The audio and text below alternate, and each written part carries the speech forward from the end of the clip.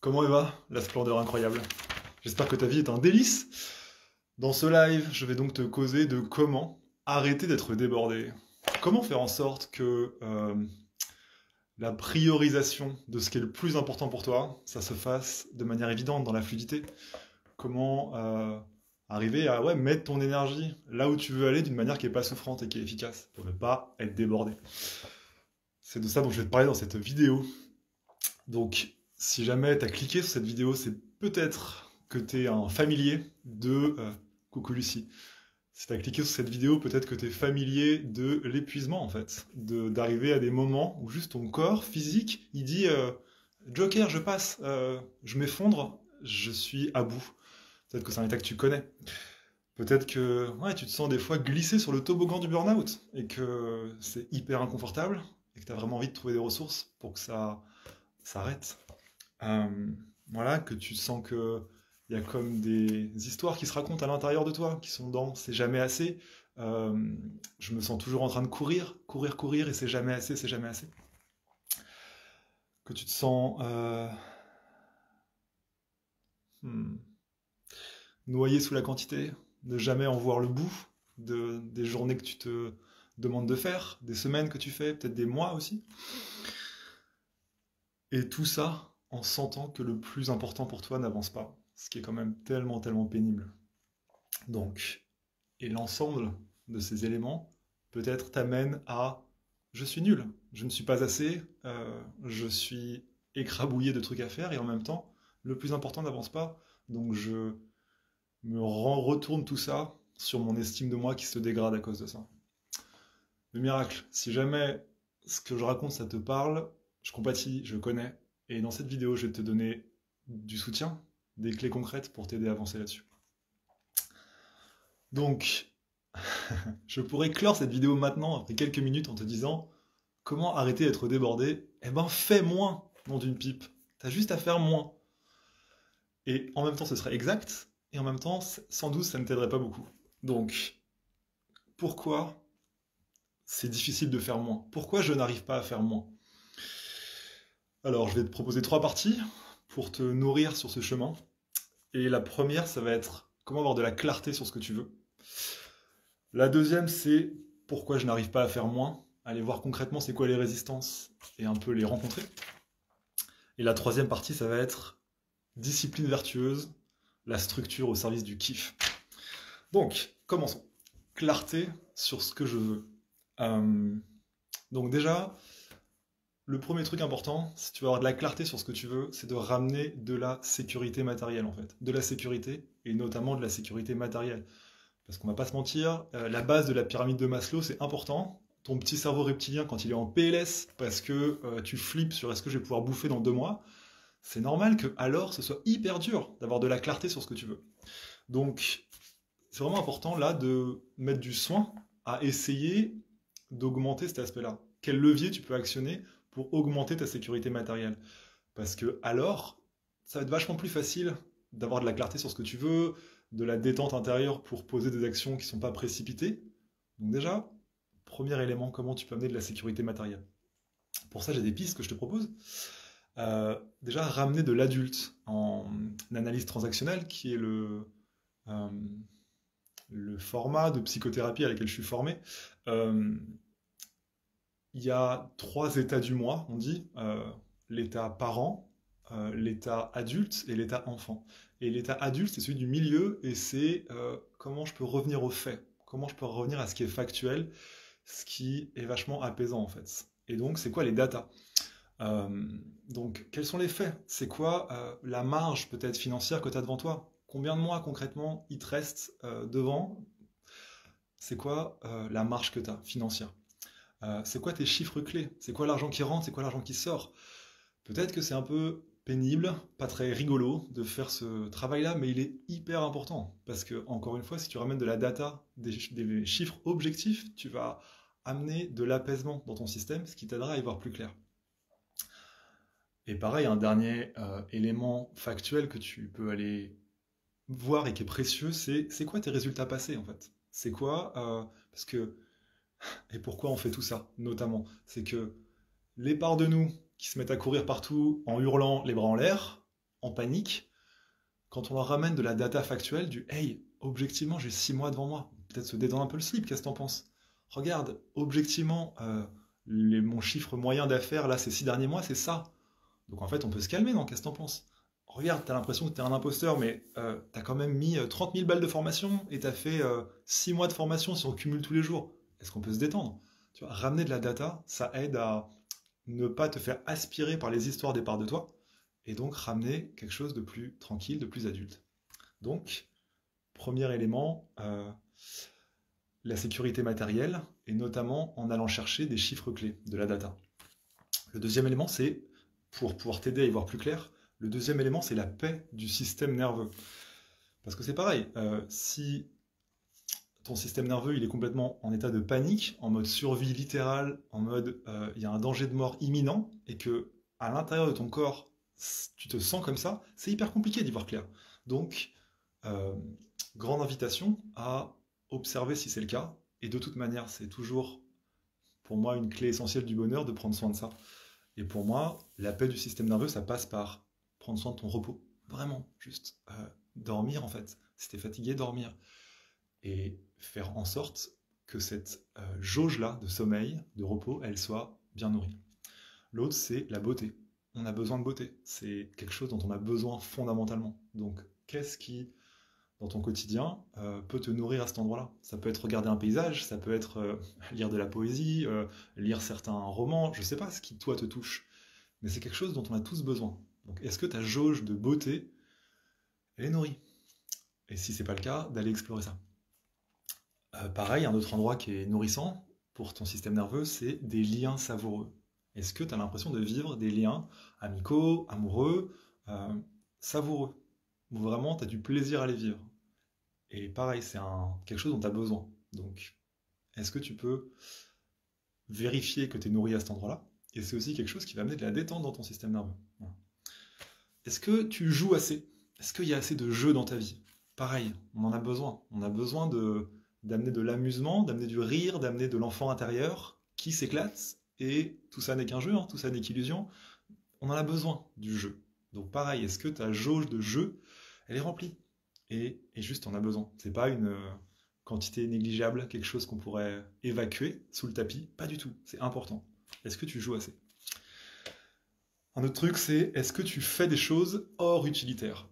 Moi, je me suis rendu compte que ma vie d'avant, je bossais sur des tournages de films. J'étais assistant caméra, je voulais faire chef-op, tout ça. Et notamment pendant mes études en BTS audiovisuel, je passais vachement de temps à aller me faire plein de musées. J'ai encore des affiches d'expos que je me suis faites chez moi. Parce que je me disais, ah c'est super, comme ça je vais pouvoir nourrir mon œil et être un bon chef-op.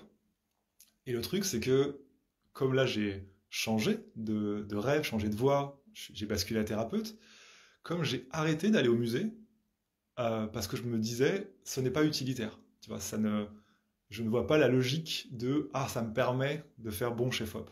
Et ça, c'est une connerie en fait, de ne choisir les choses que tu fais uniquement sous le prisme est-ce que c'est utilitaire ou pas. Est-ce que, en fait, on s'en fout. Est-ce que tu prends plaisir?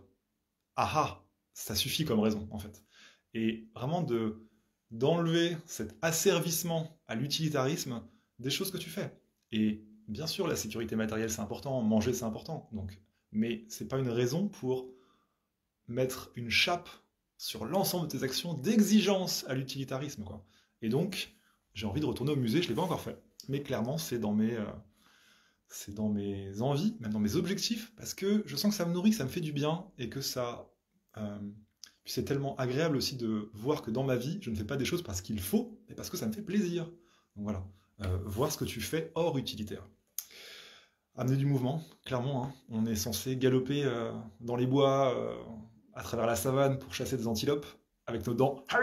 On est censé courir, marcher, sauter, danser beaucoup, et beaucoup de gens passent leur temps assis toute la journée devant un ordi. Clairement, ton système nerveux, pour être en bonne santé, il a besoin de mouvement. Donc, est-ce que tu bouges assez? Et ne serait-ce que faire un tour de pâté de maison, je le fais régulièrement, ça me fait un bien fou. Est-ce que tu mets assez de mouvement dans ta vie? Le dernier point sur la paix du système nerveux, c'est la nature, évidemment. Est-ce que tu vois assez de chlorophylle chaque jour? Est-ce que tu te promènes assez euh, au quotidien, ou autant que tu peux, mais avec des grands arbres au-dessus de ta tête. Parce que pareil, on est fait pour ça, hein. Normalement, notre vie, elle est à la grande majorité avec des très grands arbres au-dessus de nos têtes, quoi. Et est-ce que, voilà, Miam une antilope, en plus c'est l'heure du déj, tu vois, à quel point tu t'offres des moments où tu as des grands arbres au-dessus de la tête, en gros, tu vois. Et c'est vraiment le besoin de nature, quelque chose aussi de très soutenant pour que ton système nerveux il soit en pleine forme et pas tout tendu en mode survie, qu'il puisse se détendre le slip et t'aider à y voir clair. Donc, la deuxième partie de cette première partie qui est donc clarté sur ce que je veux, la deuxième partie c'était paix du système nerveux. Troisième partie c'est ce qui me fait vibrer l'âme. Parce que ok, euh, la sécurité matérielle, la paix du système nerveux pour pas être tout contracté, et ensuite c'est dans quelle direction regarder. Ben, la direction où regarder pour moi c'est vraiment ce qui te fait vibrer l'âme, et donc les endroits qui te donnent vraiment de la joie et de l'enthousiasme hyper fort. Où tu sens que tu contribues, parce qu'on est aussi des êtres de contribution, on est des animaux sociaux, et voilà, une des choses qui nous fait le plus de bien, c'est de sentir que ce qu'on offre au monde, ça contribue. Donc voilà, des choses qui te donnent de la joie, parce que on va sortir le sacrifice, hein. C'est pas juste contribuer tout court, c'est qui te donne de la joie et qui contribue. Voilà. Mais le facteur contribution est hyper précieux aussi. Qu'est-ce qui te donne de l'énergie? Qu'est-ce que, quand tu le fais, après, incroyable, tour de passe-passe, tu as encore plus d'énergie après qu'avant. Là aussi, c'est un très bon critère pour repérer les choses qui te branchent et que ça vaut le coup de réussir à prioriser dans ta journée. Donc, les trucs où quand tu les fais, après, tu as plus d'énergie qu'avant. Bon. Les choses où même gratuitement, tu serais OK de les faire. Comme moi, ce live-là, je le fais gratuitement et pourtant, j'ai beaucoup de plaisir à le faire. Donc, c'est aussi une façon de discerner, est-ce que je le fais parce qu'il faut? Est-ce que je le fais parce que vraiment ça me fait plaisir, quoi. Et évidemment, bienvenue à se faire payer pour ce qui nous fait plaisir, évidemment. Mais c'est une manière d'y voir clair aussi. Est-ce que c'est un truc où même gratuitement, je suis content de le faire? Est-ce que c'est un truc que par le passé, tu as adoré? Tu peux aussi te retourner sur ton passé et, ok, c'est quoi les choses par le passé où j'ai pris beaucoup, beaucoup de plaisir? Et il y a fort à parier qu'il y ait des grandes pépites de ce côté-là également. Et enfin, c'est tout l'espace de tes rêves, de tes visions, de tes projets, les endroits où, quand tu t'y connectes, ça ouvre des panoramas, et ça te met de la joie, et ça te met de la vastitude à l'intérieur. Évidemment, là aussi, tu es là où ça te fait vibrer l'âme. Et donc, ça t'aide à amener de la clarté sur ce que tu veux. Fin de cette première partie. Deuxième partie.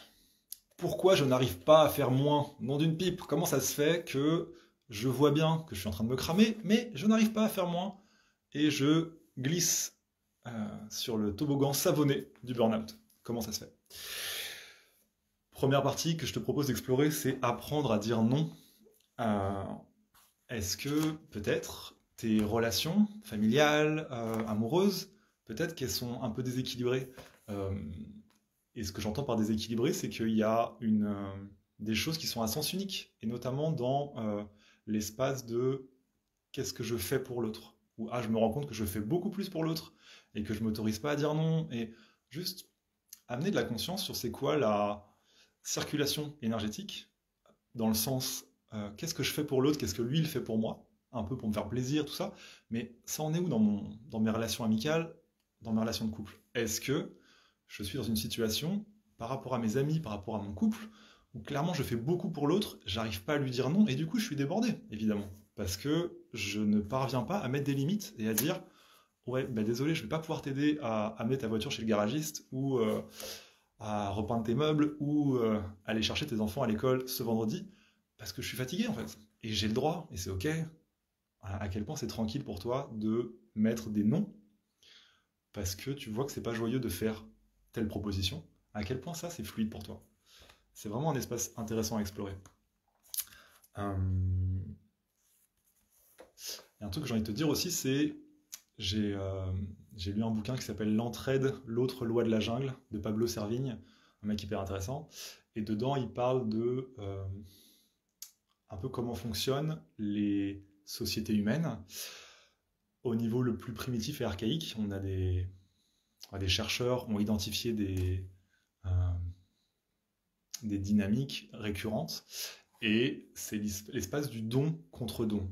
Bien sûr que c'est important de faire des dons aux autres. Enfin, important. En tout cas, c'est un levier majeur de sociabilité. Ça crée du lien. De ah ben tiens, je suis d'accord de t'aider à réparer ta voiture. Oui, je suis d'accord de t'aider à aller chercher tes enfants vendredi prochain.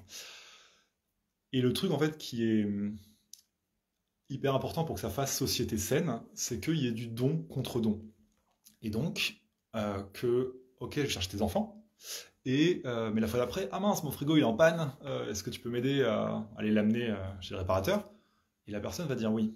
Et si il n'y a pas cette réciprocité, naturellement, il y aura l'élan de donner qui va diminuer. Et que juste là, il y a une mécanique qui est très saine et qui n'a pas besoin de forcer, c'est juste, est-ce que c'est joyeux d'aider l'autre? On est des êtres de contribution. Oui, c'est joyeux de contribuer. Et en même temps, s'il n'y a pas de retour, s'il n'y a pas de contre-don, c'est ok que l'envie d'aider, elle baisse. Et il n'y a pas à se forcer à cet endroit-là. Donc tu peux vraiment faire confiance à la mécanique saine et multimillénaire de construction sociale humaine, où oui, j'aime contribuer et j'ai le droit de dire non. Et si je sens que c'est pas réciproque, eh ben oui, j'ai plus envie de mettre mon énergie là parce que je sens que l'énergie, elle ne revient pas et c'est ok en fait. Donc, s'autoriser la dynamique de don contre don naturel qui inclut l'ingrédient pour que la boucle soit saine, qui inclut ah tiens, ça ne circule pas dans l'autre sens, j'ai plus envie et c'est ok. T'as pas besoin de te forcer là. Parce que si tu te forces dans des dynamiques où en fait tu t'épuises, tu donnes, mais il n'y a pas de retour, ben là tu peux t'épuiser, te cramer et te sentir débordé. Voilà. Oui, il y a un truc hyper important, évidemment, qui sous-tend un peu le pourquoi je n'arrive pas à dire non, c'est la croyance que tu es responsable des émotions de l'autre. Et ça n'est pas la vérité. On est chacun responsable de comment on se sent. On est responsable de ce que l'on fait. On est redevable de nos actions. Oui, c'est exact. Là, je suis en train de faire un live. Oui, c'est exact. J'ai envoyé tel message. Ça, c'est vrai. Je suis responsable de ça. Mais je ne suis pas responsable de quelle émotion ça va déclencher chez toi. Certaines personnes vont voir ce live et vont dire mais c'est incroyable, ce mec a un talent fou. Et d'autres personnes vont dire mais quel imposteur horrible, quel tissu de mensonge, je suis hyper en colère. Ok, c'est ok, et c'est leur émotion, ça leur appartient, je ne suis pas responsable de ça. Et c'est vraiment précieux si tu te sens pris dans ces dynamiques où tu n'arrives pas à faire moins auprès de l'autre, où tu as du mal à dire non, vérifier que quelque part tu ne te charges pas de la responsabilité de l'émotion de l'autre. Tu n'es pas responsable de l'émotion de l'autre. Et un même comportement que tu émets va pouvoir déclencher 15 émotions différentes chez 15 personnes différentes. Donc vraiment, voilà, tu n'es pas responsable de ça. Voilà, et le plus beau cadeau que tu puisses offrir à quelqu'un, merci le tantra pour m'avoir enseigné ça, le plus beau cadeau que tu puisses offrir à quelqu'un, c'est ton authenticité. C'est donc ta capacité à dire non, et comme tu es authentique, alors tu as accès à tes oui enthousiastes. Et offrir à l'autre tes oui enthousiastes, c'est le plus beau cadeau que tu puisses lui offrir. Parce que si en face, tu as quelqu'un qui a le courage de te demander ce qu'il a vraiment, vraiment envie, et que chez toi, ça fait un oui enthousiaste, et que tu lui donnes, là, vous êtes tous les deux partis pour un sacré moment de kiff interstellaire ensemble. Parce que pour moi, vraiment, de ce côté-ci de l'incarnation, c'est une des choses les plus merveilleuses qu'on puisse vivre en relation. C'est quelqu'un qui ose te demander ce qu'il a vraiment envie, et que chez toi, ça fasse un oui enthousiaste. Et quand tu es là, c'est hyper, hyper agréable. Mais ça demande d'accepter de dire non, d'accepter ton authenticité. Donc, ton authenticité, ta capacité à dire non, ça permet l'accès à ça aussi. Voilà, donc première partie, apprendre à dire non. Deuxième partie, qu'est-ce que je fuis dans le volume? Alors, notre psyché est extrêmement raffinée, extrêmement complexe et bien foutue, et il y a plein de mécanismes qui permettent de la protéger, et de mécanismes donc de défense. Et parmi ces mécanismes, très nombreux et très efficaces, il y a fuir dans le volume, clairement. Donc, c'est une question que tu peux te poser, et c'est précieux de te la poser en fait. Si tu sens que tu es régulièrement débordé, à ton avis, qu'est-ce que tu fuis dans le volume? C'est quoi ce truc que vraiment c'est trop insupportable de faire face à ça, donc tu évites cette confrontation en étant débordé, en fuyant dans le volume. Donc, première interrogation que je te pose, et qui est pour moi une exploration vraiment précieuse. Et peut-être les choses que tu veux fuir, c'est des émotions que tu as. Est-ce que c'est tranquille ton rapport à tes émotions? Est-ce que peut-être il y a, j'en sais rien, je dis n'importe quoi, telle séparation il y a 2 ans qui t'a brisé le cœur et dont en vrai tu t'es pas remise, et que tu sens qu'il y a des parts de toi qui sont tellement flippées d'oser faire face à la taille que ça fait. Et du coup, pour ne pas faire face à la taille que ça fait, se noie sous le volume en fait. C'est ok. Ces systèmes de défense, ils sont nécessaires, par moments indispensables, donc c'est ok, mais si c'est ce qui se passe pour toi, ce qui va te soulager, et donc arrêter ce mécanisme de défense qui t'envoie encore et encore dans de la surcharge, c'est d'aller voir la charge émotionnelle, avec de l'aide d'un thérapeute s'il y a besoin, mais c'est ça qui va t'aider à ce que le mécanisme de défense dise « c'est bon, j'ai plus besoin d'être là ».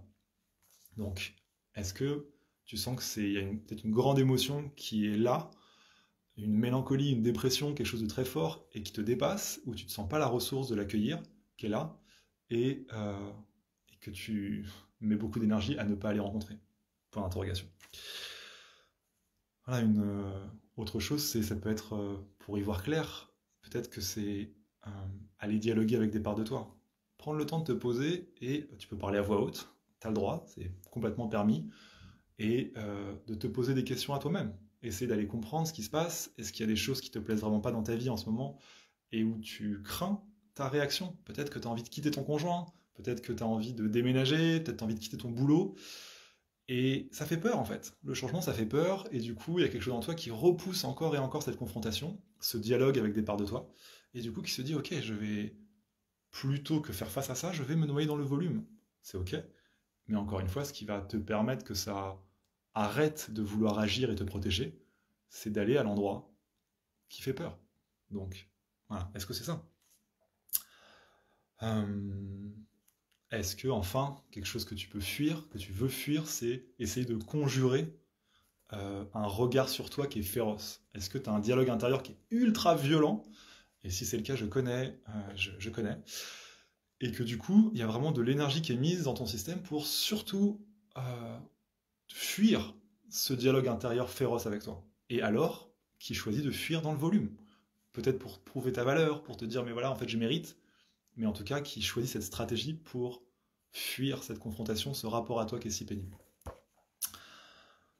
Voilà, donc deuxième piste, c'est de cette deuxième partie, c'était donc, qu'est-ce que je fuis dans le volume? Et la troisième partie, c'est mériter l'amour. Est-ce que tu sens dans ton estime de toi que tu es vachement en recherche de la validation extérieure? Et ce qui est fin à cet endroit-là, c'est que la validation extérieure, ça peut être aussi de toi à toi. Est-ce que tu sens que ta propre valeur n'est valide que si tu rejoins des idéaux internes que tu te fixes? Est-ce que tu sens que tu te trouves avoir de la valeur que si jamais tu arrives à atteindre tel objectif, que des parts de toi, un peu idéalistes, se disent « je n'aurai de la valeur que si je vais rejoindre ça là-bas ». Est-ce que tu sens que ta valeur de toi, elle est beaucoup dépendante de ça et en tension avec de la validation extérieure? Même si c'est de toi à des idéaux, ça marche aussi, quoi. Donc, c'est comment ton rapport à toi? Est-ce qu'il y a des parts de toi qui sont dans « pour mériter l'amour, j'ai besoin de performer beaucoup ». Ça vaut le coup de te poser la question et d'aller voir ça. Est-ce que dans tes relations, tu te sens aimé pour ce que tu es ou est-ce que tu te sens aimé pour ce que tu fais? Parce que ce que j'ai dit juste avant, ça va être vachement dur à apaiser, d'apprendre à t'aimer pour ce que tu es, hein, et pas pour ce que tu performes. Ça va être vachement dur à apaiser si ton entourage familial, amical, actuel, la philosophie de base, c'est « je t'aime pour ce que tu fais » et pas pour ce que tu es. Et « ah, tu m'as pas aidé vendredi dernier à amener ma voiture chez le garagiste, je suis vraiment fâché contre toi, je t'aime plus, je t'aime moins. » Et à chaque fois que ça met en danger la relation si tu poses un non, quoi. Donc vraiment, est-ce que dans ton système familial et amical, il y a ce truc de « je suis aimé pour ce que je fais et pas pour ce que je suis ». Et si jamais c'est le cas, grande invitation à mettre de la conscience dessus et à t'autoriser à mettre des noms et à t'autoriser à faire évoluer ton environnement amical et familial pour qu'il puisse te soutenir à t'aimer pour ce que t'es. Ah, voilà, voilà. Alors, un outil pour muscler le fait de t'aimer pour ce que t'es et pas pour ce que tu fais, c'est de te faire des déclarations d'amour devant la glace. Et je déconne pas. Donc, est-ce que, si ça te parle, hein, mais c'est un outil puissant de pouvoir se regarder dans les yeux et de se dire, Jean-Baptiste, t'es une belle personne, je t'aime, merci pour ce que tu fais, je trouve ça tellement courageux, je suis fier de toi, bravo, merci, merci, merci. Je sais que c'est pas toujours facile et je suis avec toi et on est ensemble. Est-ce que c'est possible de jouer à ça? Et peut-être tu le sens, alors que je viens de le faire pour moi un tout petit peu, il y a un truc qui est peut-être un peu malaisant à l'intérieur. Magnifique, c'est exactement ce qu'on cherche. Parce que probablement que c'est pas du tout malaisant de dire des horreurs sur toi à l'intérieur.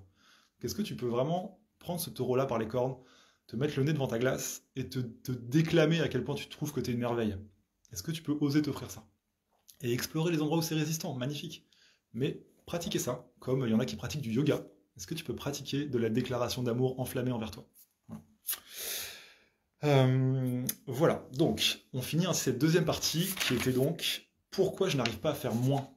Et on bascule sur la troisième partie qui est donc la discipline vertueuse, la structure au service du kiff. Alors, la première étape, tellement importante, et c'est presque rageant, je trouve, tellement ça me semble évident. Et moi, le premier, mais oui, auto-louange, bien sûr. Et moi, le premier, je me suis pris les pieds dans ce tapis-là, je continue de me prendre les pieds dans ce tapis-là. Et pourtant, c'est si simple. Est-ce que c'est possible de faire confiance aux voyants sur le tableau de bord? Est-ce que c'est possible, quand ton corps te dit «Oh là là, je suis fatigué», de dire «D'accord, ah ben mince, je suis fatigué, bon ben je vais me reposer». Est-ce que c'est possible d'être aussi mammifère que ça, quoi? D'être aussi simple et primaire que ça? Est-ce que c'est possible de faire confiance aux voyants sur le tableau de bord? Alors, déjà, de reconnaître que le socle fondamental de la vie, hein, d'une vie heureuse, c'est la joie et c'est le repos. Est-ce que c'est possible de tomber à genoux, vraiment, devant cette évidence-là, quoi? Que c'est pas quelque chose d'optionnel, quoi. La joie et le repos. Donc déjà, remettre ce socle de béton, là, oh non, non, le béton, c'est nul. Mais bon, ce socle-là de stabilité pour construire ton édifice, déjà. Ces fondations saines, là, quoi. Alors, aussi, et pareil, c'est un chemin, hein, mais ça vaut le coup de le rappeler et de le rappeler et de le rappeler, c'est que le perfectionnisme, c'est toxique. Je le répète, le perfectionnisme, c'est toxique. Pourquoi je dis ça? Déjà, je pèse mes mots. Pour moi, toxique, je l'emploie pas à la légère. Pour moi, quelque chose est toxique quand ça te demande de toi de ne pas écouter ta boussole intérieure. Une relation toxique, c'est une relation où ça te dit non, non, tes sentiments, c'est pas ça que tu ressens, c'est ça que tu ressens. Je sais mieux que toi ce que tu ressens, ou tu devrais pas, t'es trop émotive, tu devrais pas écouter tes sentiments. Quelqu'un qui fait ça, qui fait de l'ingérence sur ta boussole intérieure, il est toxique, parce qu'il te coupe de toi, d'accord? Et le perfectionnisme, c'est toxique, parce que ça te coupe de ta boussole intérieure pour te dire il faut performer, il faut blablabla, idéal hors sol, déconnecté de ta boussole intérieure, et qui demande de toi, encore et encore, de te débrancher de ta boussole intérieure et de tes ressentis de ton tableau de bord. Donc, est-ce qu'on peut essayer de se mettre d'accord, les uns les autres? Moi, le premier, hein, je me plante à cet endroit-là, mais je le répète pour tout le monde, le perfectionnisme, c'est toxique, ok? Donc vraiment, important de marteler ça, quoi. Je suis là. Euh, Pourquoi je me méfie de ça? Pourquoi je me méfie des voyants sur mon tableau de bord? Comment ça se fait que, quand mon corps dit «Oh là là, je suis vraiment fatigué», ou alors j'ai besoin de dormir, ou alors voilà. Aïe aïe aïe, exactement, Laurent. Comment ça se fait que je me méfie des voyants sur mon tableau de bord? Et là, pareil, ça vaut le coup d'aller à la pêche, aux croyances, et voir s'il n'y a pas un beau poisson qui mord dans la série. Euh, pour performer, il faut dépasser ses limites. Oh, la belle croyance limitante que voici. Voilà, ça vaut le coup d'aller pêcher dans ton étang à croyance pour aller voir comment ça se fait que peut-être tu te méfies des voyants sur ton tableau de bord.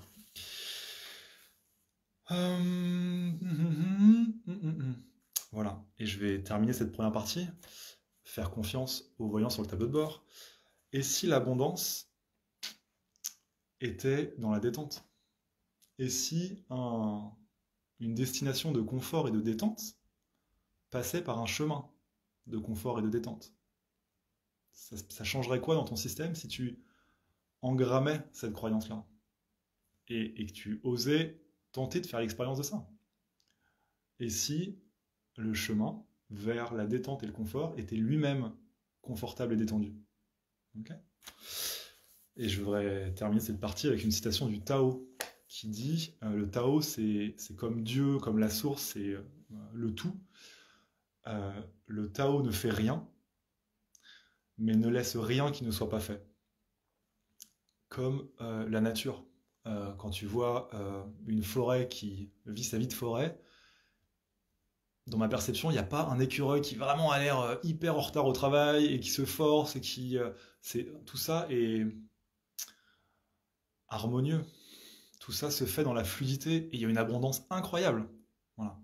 Et évidemment, tu n'es pas séparé de la nature. Nous sommes la nature. Donc, et puis le Tao, c'est l'ensemble. Donc, et si, dans la détente, se trouvait l'abondance et que l'ensemble de ce qui est nécessaire d'être fait soit fait dans la détente, en fait. Voilà. Donc, première partie, faire confiance aux voyants sur le tableau de bord. Deuxième partie, les limites au service. Alors, c'est vraiment un changement de paradigme, ça, pour moi. C'est comment j'apprends à ne plus voir la discipline, la structure comme un truc qui m'écrabouille la tronche et que je veux absolument fuir, mais au contraire comme quelque chose qui me fait du bien et qui me soutient. Et ça nécessite d'oser réinvestir cet espace de la discipline avec de la conscience et d'être d'accord d'ajuster. Donc, moi, une clé qui m'aide bien pour avoir un rapport vertueux à ma discipline, c'est se forcer, c'est ok, si et seulement si, uniquement si je vois rapidement des bénéfices clairs. Par exemple, avant de prendre une douche froide, des fois, je suis en mode « Ah non, vraiment, je veux pas y aller, je veux pas y aller ». Et je me dis « Mais si, je me force, c'est vrai, mais en conscience. » Et uniquement parce que je sais encore et encore qu'après, je suis trop content. Et mon corps, il est bam, plein d'énergie et que ça me fait plaisir. Donc, est-ce que je peux mettre une ligne de code qui dit « Je ne me force pas, sauf si vraiment très rapidement, je vois un bénéfice clair ». Est-ce que c'est possible de jouer à ça? Donc, c'est ça qui est compliqué. C'est qu'évidemment, il y a de la nuance là-dedans. Il y a ok, c'est pas juste, je me force jamais, ça marche pas. Donc, comment je peux naviguer avec mon usage de je me force, mais vraiment avec de la conscience et du discernement. Donc, la règle que je viens de te dire avant, me semble vraiment précieuse. Et un autre truc, c'est la jauge de ta joie. Parce que si tu fais un usage un peu à tort et à travers de je me force, clairement ta jauge de joie va baisser, quoi. Donc si tu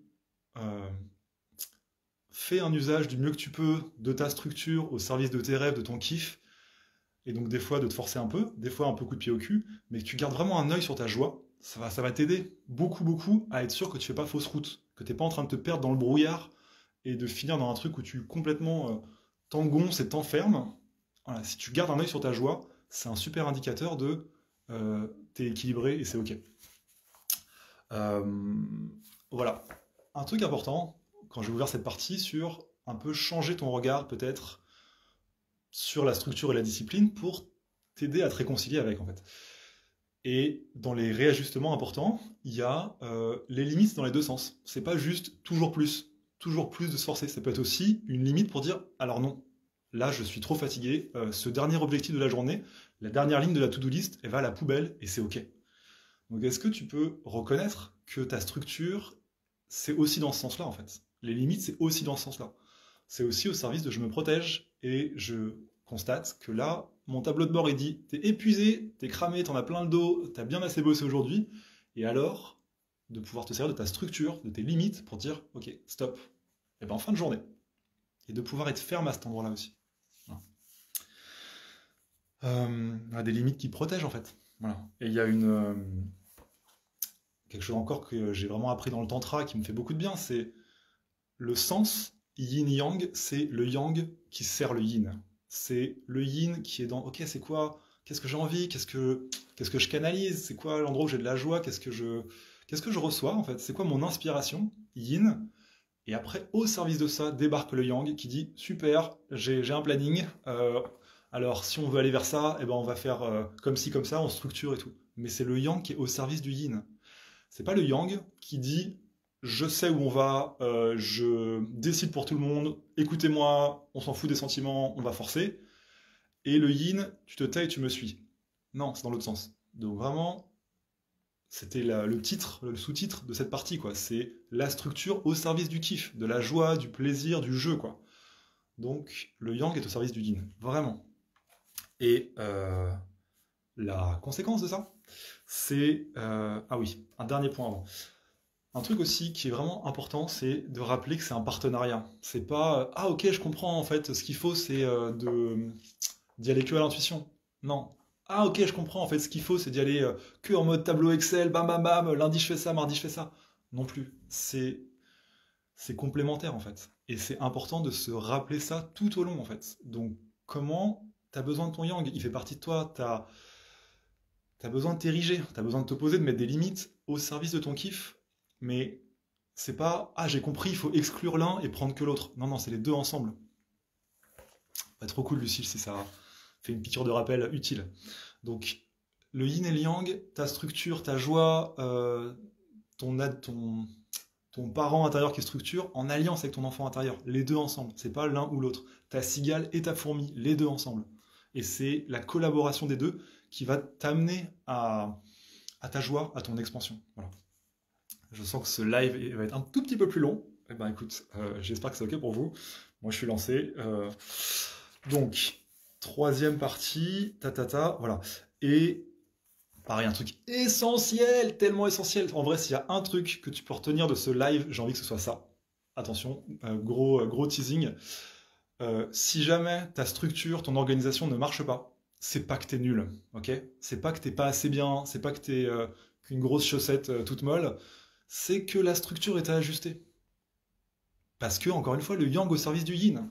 Et le yin, c'est aussi ton état. Comment je me sens? Ah, je suis en PLS là, je sors d'un mini burn-out en fait. Je me suis cramé la tête, j'ai la face encore aplatie comme un chien dans Men in Black, parce que je me suis pris un mur. Donc là, ma structure, elle doit être toute douce. Voilà, elle doit être tellement douce ma structure. Et si jamais, alors que je me relève à peine, que ça y est, j'ai à peine un peu de joie pour me relever le matin, direct, je me remets une discipline de... comme quand je suis plein d'énergie et que je suis à balle, eh ben, c'est pas ok. Donc, ta structure est au service de ton état, au service de ton yin, et si jamais ça marche pas ton organisation, c'est l'organisation qui est à ajuster. C'est pas que t'es nul. Hyper important. Alors, donc, dernière partie de cette troisième partie, c'est, pareil, hyper important. Ça aussi, j'ai vraiment envie que tu le gardes avec toi, que tu l'emportes sous ton bras toute ta vie, voilà, parce que je trouve ça tellement, tellement précieux. C'est comment je peux rendre ça fun. Mais ouais, parce qu'encore une fois, on est là pour ça, en fait. Dans mes croyances et mon expérience directe, désolé, eh ben, tout ça, c'est un jeu. Et on est là pour jouer, s'amuser, jouir. Donc, comment on peut faire en sorte de rendre ça fun? Donc, pour moi, la clé, ça m'a fait beaucoup de bien d'avoir une fille, en fait. Là, j'ai une fille de 8 ans. Et à plein d'endroits. Il y a plein de parents qui disent ça, et peut-être c'est une posture, mais moi, c'est vrai. Qu'est-ce qu'elle m'a appris de trucs? Qu'est-ce que ça a été un enseignant pour moi, ma fille? Et notamment, c'est où l'endroit de la nitroglycérine absolue de l'énergie? Eh ben, c'est un enfant de 5 ans, quoi. Un endroit où il y a de la joie hyper fort, où il y a de l'écoute intérieure, elle est branchée à ce qu'elle sent et elle fait ça. Il y a du jeu et il y a de la sécurité. Je répète, de la joie, de l'écoute intérieure, du jeu et de la sécurité. Et donc, moi là, j'ai juste envie de te lister des pistes, pour moi, qui sont soutenantes pour pouvoir cultiver ces différents éléments. Donc, est-ce que c'est possible de te faire une liste, s'il te plaît? Évidemment, c'est toi qui décides, mais des choses qui te mettent en joie, en fait. Parce que, tu vois, là aussi, c'est ton yang au service de ton yin.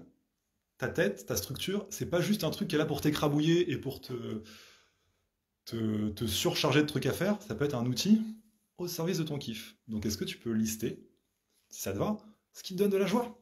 Ah tiens, j'adore, je me rends compte, j'adore faire des tours de pâté de maison. Moi, j'aime vraiment ça. J'adore faire des lives. J'adore faire des blagues. Ça me fait du bien, vraiment. Et ça me met de la joie.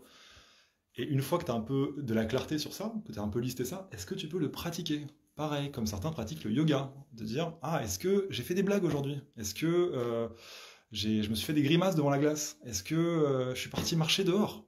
Est-ce que je pratique les choses qui me donnent de la joie? Hyper basique peut-être, mais tellement puissant. Donc, lister et pratiquer ce qui donne de la joie. Voilà. Prescription bête et méchante peut-être, mais que je trouve tellement forte. Écoute intérieure. Bah, l'écoute intérieure, c'est pareil, c'est peut-être évident, mais c'est la solitude, des temps où tu es tranquille avec toi, et où du coup tu as de l'espace pour pouvoir écouter ce que tu te racontes. Donc, écoute intérieure, clairement.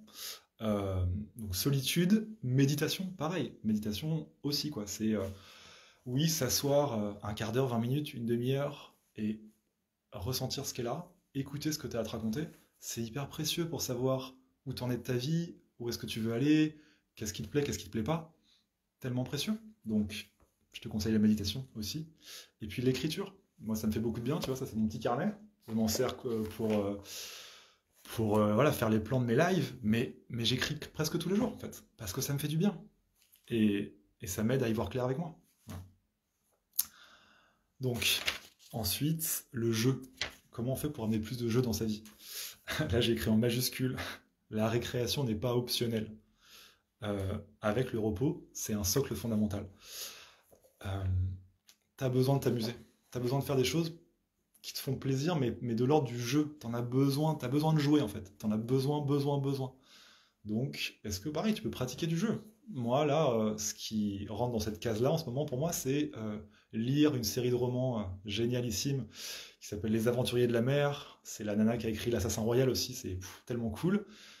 Et ok, je me fais 1 heure de ça tous les jours, parce que ça me fait du bien. Donc, est-ce que tu peux, comme une pratique en fait, jouer, t'offrir des espaces de jeu, vraiment. Et encore une fois, ça n'est pas optionnel. Je l'ai écrit en très très gros, donc je le répète. Voilà. Enfin, sécurité. Parce que tout ça, c'est ce qui permet aussi à l'enfant de déployer son génie créatif, c'est la sécurité en fait. Donc, vraiment, est-ce que tu es dans des relations où tu t'autorises ton nom? Est-ce que tu es tranquille que tu vas bouffer le mois prochain et le mois d'après, que tu as un toit sur la tête? Parce que si ça, c'est pas là, ça va être hyper compliqué de, euh, de déployer ces qualités comme, qui sont celles d'un enfant de 5 ans et qui t'aident à rendre ça fun, à rendre cette existence fun.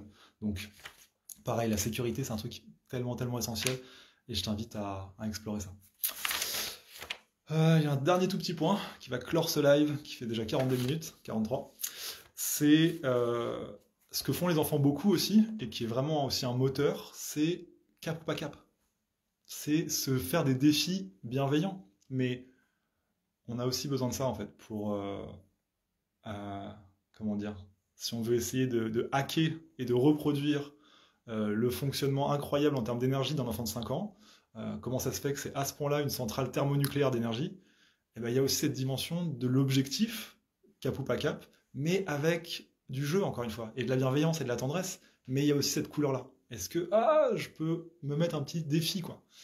Mais vraiment avec de la tendresse, de la bienveillance, de la compassion, et certainement pas ce qui est en jeu dans le défi, c'est ma valeur. Non, alors jamais, quoi. Non, t'as de la valeur parce que t'existes, alors ça suffit maintenant avec ça, t'es une merveille, t'as de la valeur parce que t'existes, et voilà, les défis, c'est juste pour rigoler, en fait. C'est juste pour jouer, en fait. Voilà. Mais c'est aussi un truc... Voilà, on aime bien dépasser des défis, on aime bien accomplir des choses où on pensait qu'on n'était pas cap, en fait, on est cap. C'est cool, c'est moteur aussi. Donc, les défis sont moteurs, mais avec vraiment de la bienveillance dedans. Voilà la beauté, magnifique. Je termine ainsi ce live qui a fait 44 minutes. Incroyable, j'ai pété tous les scores. J'espère que ça t'a fait du bien. Je vais prendre quelques temps là pour respirer. Si jamais tu es en live là et que tu as envie d'écrire une petite question, ce sera avec joie de répondre, d'échanger avec toi. Et je vais me prendre quelques secondes pour respirer.